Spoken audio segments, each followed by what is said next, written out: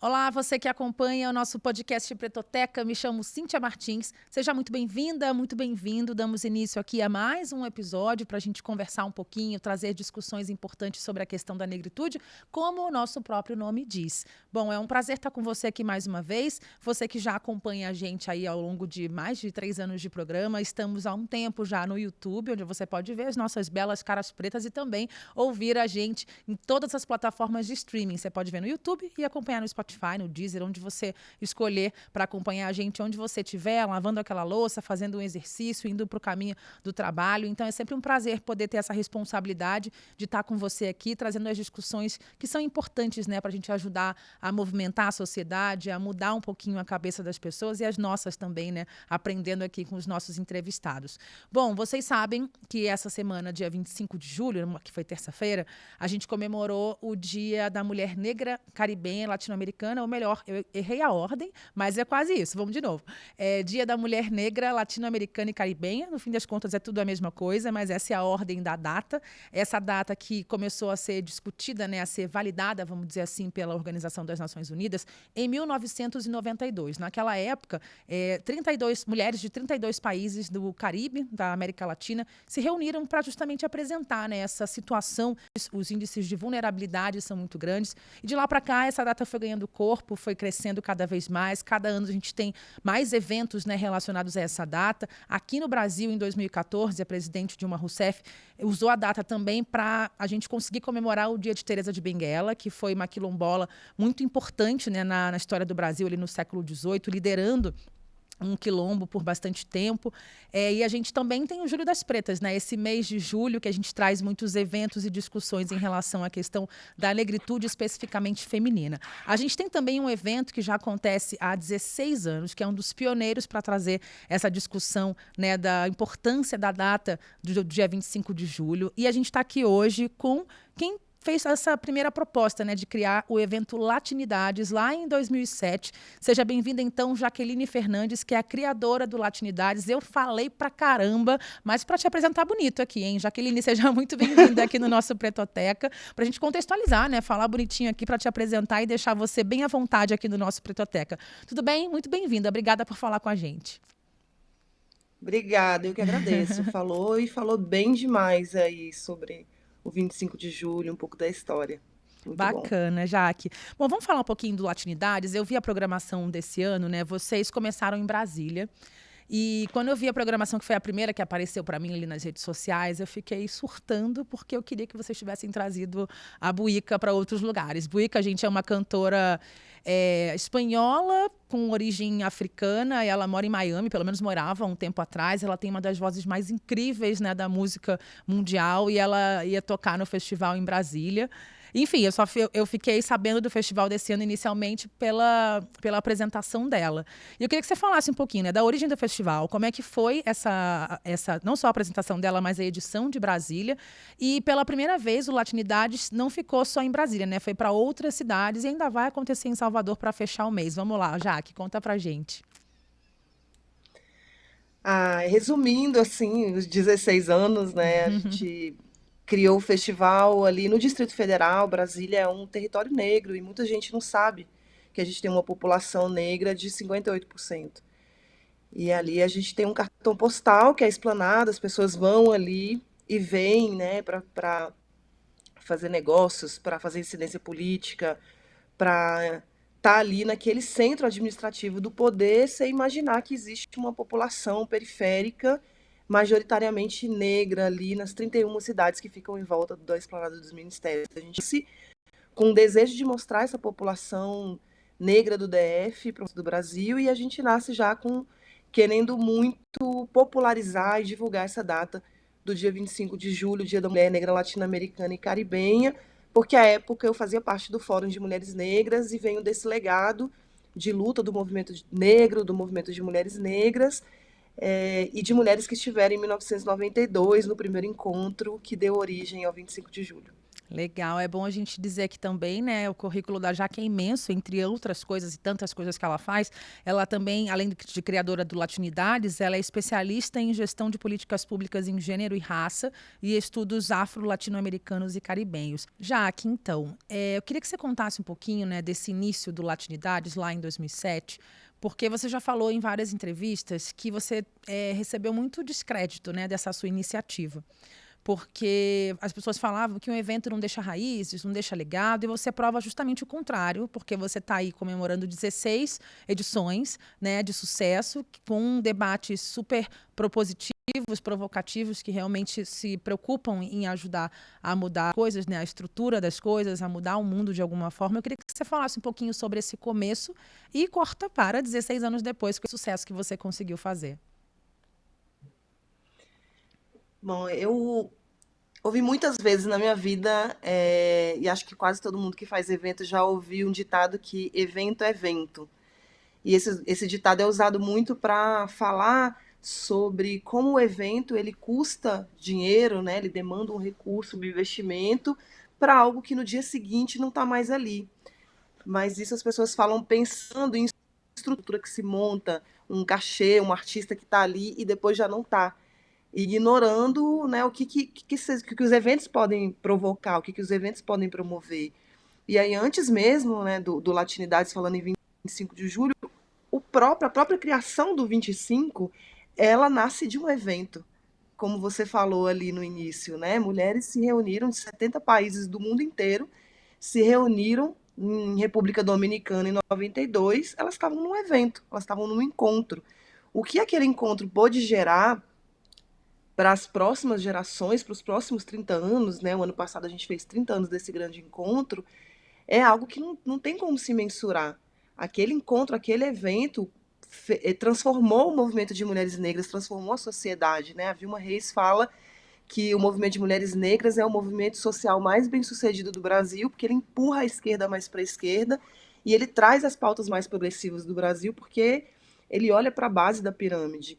Então é isso que esse evento de 1992 fez. Ele pautou os próximos 30 anos de América Latina e do mundo nas questões raciais e de gênero. E aí a gente vem, muito depois, pegando esse bastão aí, caminhando junto com muitas dessas fundadoras, que estão vivíssimas, felizmente, e a gente cria o Festival Latinidades. 16 anos depois, a gente está saindo de Brasília para 4 cidades, e eu acho que o mais importante agora, né, para além da programação, que, né, são vários países, muita gente bastante, muitos temas importantíssimos envolvidos. Eu acho que a primeira coisa que vem quando eu penso nesses 16 anos é a força da coletividade, né? Principalmente quando a gente sai de Brasília para 4 estados. Para mim, pessoalmente, o sucesso, como as coisas estão se dando em cada cidade, para mim é uma comprovação de que a nossa rede de mulheres negras é uma rede muito viva, uma rede muito potente, né? Somos poucas mulheres à frente da coordenação desse festival, então sem essa rede, sem a certeza dessa coletividade, sem a certeza de aconchego, de rede, de mulheres que estão esperando a gente, articulando com a gente, fortalecendo e sendo fortalecida pelo Latinidades em cada cidade, nada disso rolaria. Então, evento é evento, sim. Evento é parrei, né? Evento espalha transformação. Exatamente. E eu queria que você falasse um pouquinho, né, sobre essa edição número 16, que você está comemorando, né, ventando para outras cidades além de Brasília, que tem uma reflexão acerca do bem viver. Eu queria saber exatamente como que isso vai ser discutido, né, como é que você vai conseguir, né, levar ali às mesas a discussão. Justamente essa frase que você falou foi muito boa, né, que o evento de 92 pautou aí a América Latina pelos próximos 30 anos. O quanto você vai conseguir ali, né, o pessoal que vai participar do festival, trazer essas pautas para melhorar a sociedade, né, essa questão do bem viver que é tão urgente, tão necessária. A gente fala tanto de saúde mental e sabemos o quanto mulheres negras estão tão vulneráveis e muitas vezes sem direito à saúde mental, né? Queria que você falasse um pouquinho sobre isso. Sim, o bem viver, são conceitos, né, muito complexos e milenares. A gente tem uma origem mais conhecida ali nos povos indígenas dos Andes, Mas esses conceitos eles também estão muito presentes nos povos das florestas, estão muito presentes, né, em cosmologias africanas, no Ubuntu, no Sankofa, nos movimentos de roda, na nossa cultura negra. Então tem muitas heranças indígenas e também negras nesses conceitos que estão em disputa sobre o bem viver. O bem viver ele vem de uma forma ancestral e muito futurista ao mesmo tempo, confrontando o sistema capitalista, confrontando antes mesmo dele existir, né? Apontando caminhos que são opostos a isso que a gente está vivendo hoje, que é a exploração do ser humano, a exploração da natureza, os seres humanos não se vendo como parte dessa natureza, e aí essa permissão, essa autorização para o individualismo, para né, para uma coisa exploratória mesmo, leva a gente ao racismo, leva a gente às opressões, à exploração e às opressões, né, às diversas opressões. Então, o bem viver, ele em primeiro lugar é um tema muito político, né? Ele não dá para ser localizado só, e é muito bom que ele tenha esse nome, né? Porque a gente consegue, inclusive, chegar em lugares que às vezes haveria resistência. Quem vai ter resistência a um termo como bem viver? Uhum. Não há resistência. Um termo como esse, mas ele é altamente político, ele é altamente combativo, porque está fazendo uma oposição estrutural ao racismo, ao capitalismo, né, às injustiças climáticas, ao racismo ambiental. Então, todas essas coisas são muito importantes. E aí, sim, com certeza, a gente passa por discussões que têm a ver com autocuidado, com o cuidado, né? E como você disse muito bem, isso voltado pensando nas mulheres negras é muito revolucionário, né? Juliana Borges esteve com a gente no festival e aí já falando um pouco de como a gente está abordando isso. A gente está abordando de uma maneira transversal, né? O festival é um festival multilinguagens, a gente tem ali oficinas, palestras, debates, lançamentos literários, shows, desfile, gastronomia. E quando a gente tem um tema, a gente traz esse tema para ser desdobrado naquilo que a gente considera como jornada de aprendizado. Então a gente pensa que no Latinidades as pessoas aprendem vendo um show e ao mesmo tempo elas aprendem vendo uma palestra ou uma oficina. Então a gente aprendeu sobre bem viver quando Juliana Borges lança apresenta para a gente o livro dela em processo, Uma Mulher Negra Feliz é um Ato Revolucionário, e ela fala de como isso surgiu na vida dela e de como simples aquilo que poderia ser uma simples frase direcionou ela a um livro e tem direcionado o nome dela a vários lugares e o pensamento que ela está elaborando nesse livro que ela vai lançar, né? A gente também pensou em Bem Viver numa roda de conversa, uma gira de conversa no terreiro Ileaxel Yabagã, com a presença da Nilma Bentes, que foi quem trouxe esse tema do bem viver para a Marcha de Mulheres Negras em 2014.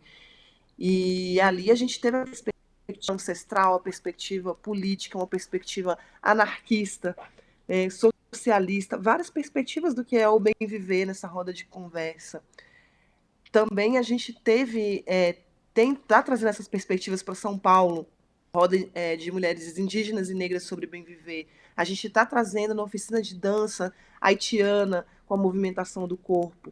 Então, de muitas formas a gente está trazendo a história do bem viver, né? E são muitos conceitos. O conceito está em disputa e no Latinidades a gente cumpre esse papel, né? Esse exercício de refletir, de acolher diversas produções e reflexões, porque nós, mulheres negras, somos diversas. Exatamente. Agora você falou, né? A gente começou essa conversa falando de legado, né? De que muitas vezes te questionaram de que seu festival poderia dar frutos, e você tem um fruto muito concreto, que é um Instituto Afro-Latinas, né? Que surgiu depois desse festival. Eu queria que você falasse um pouquinho sobre o trabalho que você faz nele como presidente, como é que tem caminhado aí. Então, eu costumo falar que o Latinidades ele é um projeto tão poderoso, né, que geralmente as pessoas criam uma organização, chamam as pessoas e começam os projetos. E o Latinidades ele era para ser um festival local, ele começa a se conectar com mulheres do Brasil e de outros países, e aí ele, quando a gente percebe, a gente está atuando na pauta racial todos os do ano, ao longo de todos os momentos, né, e o festival não era só mais um final de semana. Então, isso demandou a criação de uma organização. O Instituto Afro-Latinas foi criado oficialmente em 2011 E hoje ele é uma organização antirracista, uma organização de mulheres negras que atua através da arte e da educação, que tem, né, na minha opinião, um papel, acho que não é nem minha opinião, é um lugar comprovadamente, né, estratégico para transformações políticas, sociais. A nossa cultura negra, a nossa identidade negra, ela tem um lugar muito importante a partir dos fazeres, dos saberes culturais, a partir da produção artística negra brasileira. Então, é a partir desse lugar que o Instituto Afro-Latinas atua, e além do Festival Latinidades, hoje a gente tem a Casa Afro-Latinas, que é uma sede, um espaço de encontros ali e de articulação de base comunitária. A gente está numa comunidade pequena, de 5.000 habitantes, no Distrito Federal, na periferia do Distrito Federal, com uma população de 80% de pessoas negras. Então, a gente está nesse território que a gente está tentando fazer através do Instituto Afro-Latinas, pensar globalmente, ao mesmo tempo em que a gente pensa localmente, né? Durante muito tempo, a gente se perguntou se é o maior festival de mulheres negras da América Latina, e hoje a resposta vem para a gente de que ser o maior festival de mulheres negras da América Latina não é a quantidade de países ou de pessoas que a gente articula todos os anos, mas essa rua. Então, o Festival Latinidades, ele está em vários lugares, várias cidades, ganhou o mundo, mas o Instituto Afro-Latinas tem o projeto da Casa Afro-Latinas, que está com o pé na nossa rua, pé na esquina, fazendo um trabalho de base comunitária.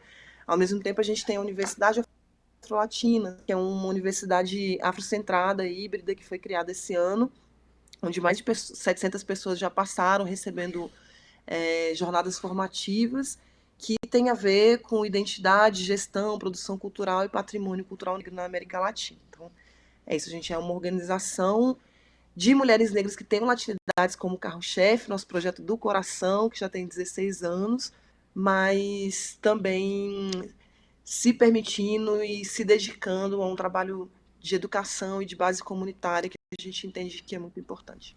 Ou seja, o Latinidades não só ventou, como espalhou e plantou muita semente por aí, né, Jaque?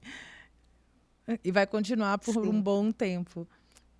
Agora, justamente sobre esse legado de novo, né, que eu quero voltar aqui no nosso assunto, porque eu queria que você falasse um pouquinho de os diálogos propostos ali, né, nas palestras, nas conversas. Como é que ficam esses diálogos com o poder público, com movimentos sociais, movimento negro, movimentos, né, que a gente traz essa questão ali, né, para construir, né? O que tem sido construído de concreto depois das conversas que acontecem há 16 anos no Latinidades? Sim, eu acho que é bem concreto isso, né, da gente ser uma organização de mulheres negras que tem um espaço cultural na periferia com várias atividades. A gente é um selo com 6 publicações, a universidade.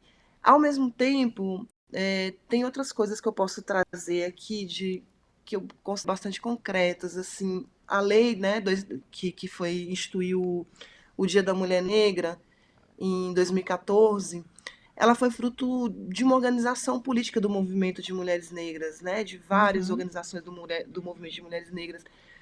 Mas o Latinidades ele teve um papel muito determinante nisso. A gente ficou ali e a gente está sediado, né? É muito importante isso, a gente está sediado em Brasília. A gente tem muitas desvantagens nisso.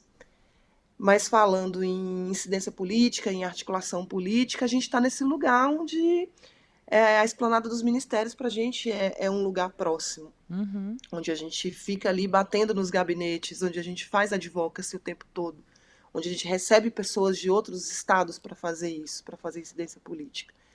Então, a gente, durante muito tempo, de 2009 até 2014, a gente vinha protagonizando isso de bater nos gabinetes, de conversar com deputados, de verificar como estava o andamento do PL, que criava o Dia da Mulher Negra, e a gente fez diversas reuniões, na época era a presidenta Dilma, e a gente fez diversas reuniões com a equipe da presidenta Dilma, fazendo essa pressão política para que essa data fosse sancionada. E é importante falar que Teresa de Benguela foi uma líder quilombola da centro-oeste do Brasil, e foi muito ter Teresa ali, né, nesse espaço foi fruto de uma articulação das mulheres do centro-oeste, porque a gente precisava colocar um nome de uma mulher negra quilombola do Centro-Oeste na mira do Brasil, na pauta do Brasil, né? A gente precisava popularizar mais um nome de mulher negra, e a gente conseguiu fazer isso a partir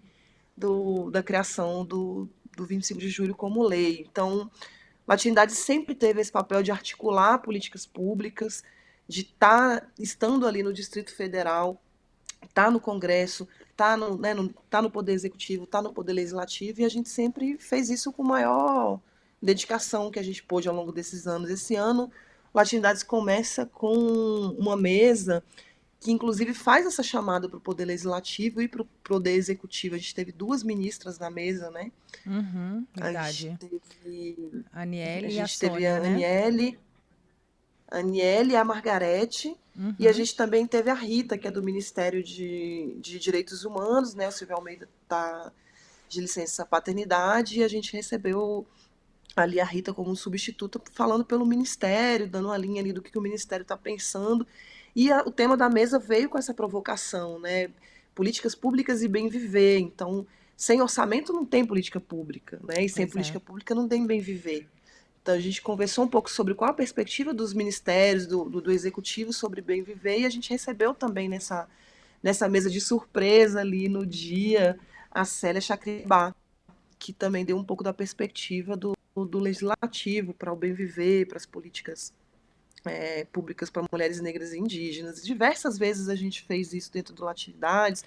Teve em 2013 a participação do Lula, que fez uma conferência só focada nas políticas de equidade de raça e gênero no governo dele e nas alianças que ele estava estabelecendo com a África a partir do Instituto Lula, já como ex-presidente, né? Então, a gente sempre se preocupou muito em que o Latinidades fosse um evento que dialogasse com o poder público, que fizesse essa incidência política. Você falou aí, a gente falou bastante aqui das articulações com o poder público. Eu não posso deixar de tentar repercutir com você. É um dado que saiu na quinta-feira, dia 20 de julho, os dados, né, do Fórum de Segurança Pública anuário, né, sobre a violência, que mostrou que todos os tipos de violência contra a mulher aumentaram no Brasil. E a gente começou essa conversa falando que esse evento em 92 começa justamente para denunciar, né, as violências contra as mulheres negras, latino-americanas e caribenhas, onde está concentrado o maior número da população negra fora de África, que é nessa região. E aí esses números, o anuário mostra lá os detalhes, e uma das especialistas que faz a pesquisa levanta como principal hipótese, né, do Fórum Brasileiro de Segurança Pública para a piora desses indicadores é a redução de investimento em programas públicos, né, de enfrentamento à violência à mulher. Então eu imagino que essa seja uma pauta que vocês vão lutar bastante, né, a partir desses números agora, com esses números atualizados, mostrando que a gente teve realmente um corte gigantesco do governo na última década, né, acho que agravado no governo Bolsonaro. Eu queria que você falasse um pouquinho sobre isso, porque é uma luta contra a violência contra a mulher, com números que escancaram que esse abismo ainda é imenso, né? Sim, com certeza. A gente trouxe esse debate para Brasília, inclusive, tem uma ONG sediada nos Estados Unidos que chama Vida Afrolatina, bem parecido com o nome que a gente tem. E ela é uma organização muito importante, interessante de se conhecer, porque é uma organização que ela articula financiamento para organizações de mulheres negras que combatem a violência contra as mulheres negras na América Latina. Então, a gente fez uma mesa especificamente sobre isso. Os índices de violência cresceram muito, como você falou, e coincidem justamente com o período aí de menos investimento nas organizações de mulheres negras, nas campanhas, nas ações de combate, nas políticas públicas. É um dado alarmante. O Distrito Federal, por exemplo, de onde a gente nos primeiros meses do ano foi o líder em feminicídio. E quando a gente vai enegrecer esses dados, as mulheres negras são as principais vítimas. São dados que não podem ser dados, são dados que motivaram, como você disse, a criação do 25, Uhum. a contra mais, e a gente é muito triste quando a gente vê que depois de 30 anos a gente está martelando no mesmo ponto e pior, né, com esses ainda piores do que Sim. antes. Pois é, e muito a liberação das armas, né, nos últimos anos, essa facilitação piorou muito a situação. Vamos voltar um pouquinho a falar do festival, que eu já não quero tomar seu tempo. Queria que você fizesse aí um balanço para a gente das cidades onde o Latinidades passou até agora. E a próxima parada é em Salvador, né? Sim, não, imaginei, eu que agradeço o seu tempo. Vamos falar do Latinidades, porque Quando a gente fala do festival, a gente está expandindo uma rede de mulheres negras, uma programação que tem, né, uma série de especialistas de mulheres negras, e nossa missão é divulgar essas mulheres, então o espaço é sempre bem-vindo. A gente vai para Salvador, né? A gente está Fechar com chave de ouro, fez né? começou em Brasília, aí Rio, São Paulo e Salvador. A gente vai fazer o segundo concerto internacional contra o racismo. É um projeto da Coalizão Global contra o Racismo e por Reparação Histórica. Essa coalizão é coordenada pela Epsi Campbell. A doutora Epsi Campbell, ela foi a primeira vice-presidenta negra das Américas, foi vice-presidenta da Costa Rica de 2018 até 2022. É uma pessoa muito importante na luta negra, muito inspiradora, e ela cria esse concerto e realiza ele pela primeira vez esse ano, em março, na Costa Rica. E ela tem se articulado com várias pessoas para circular esse concerto pelo mundo. A gente está acolhendo o mundo, que vai ser o segundo concerto contra o racismo, em defesa das mulheres negras. Vai ser no Pelourinho. A gente tem 7 países, né, artistas de 7 países envolvidos nesse concerto internacional, lá na Praça Quincas Berro d'Água. E eu acho que Salvador, inclusive, vai ser muito legal, porque a gente vai terminar naquele espaço que foi muito bem ressignificado pela cultura, né? Um espaço de dor, de sofrimento, né? Que é o Pelourinho, e que a partir da luta cultural, da iniciativa, do esforço dos fazedores, das fazedoras de cultura de Salvador, da Bahia, dessa cidade tão preta, pôde mudar o imaginário daquele espaço, né? Então, isso também representa muito para a gente do Latinidades, porque é algo que a gente também tenta fazer. E aí, em cada cidade, teve um pouco disso, né? De olhar para aquele território e entender como é importante estar ali, né? Como é importante estar na esplanada dos ministérios, um símbolo administrativo do poder, na capital administrativa do poder, um espaço de subrepresentação de mulheres negras. Como é importante estar no Rio de Janeiro, no Museu do Amanhã, um museu belíssimo, de uma arquitetura belíssima, e que fica ali no pé da pequena África. Como é importante a gente estar em São Paulo, num centro de uma cidade que é negra, que tem uma história negra que foi durante muito tempo invisibilizada. Né? Como diz a Érica Malunguinho, estar nesses espaços do centro de São Paulo é uma reintegração de povos. Como é importante estar no Pelourinho, com essa história que eu mencionei aqui. Então, acho que é um pouco disso, de que tudo tem um significado, uma articulação e uma memória nos espaços por onde a gente está passando, né?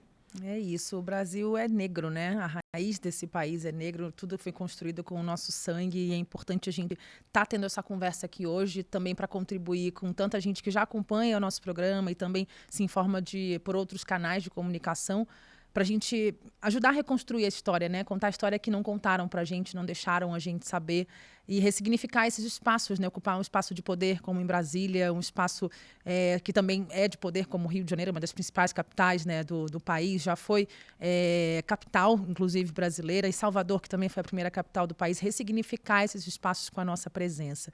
Jaqueline Fernandes, criadora do Festival Latinidades, muito obrigada pelo papo aqui com a gente, pela nossa conversa, foi muito transformador e eu espero que você continue inventando e semeando por aí.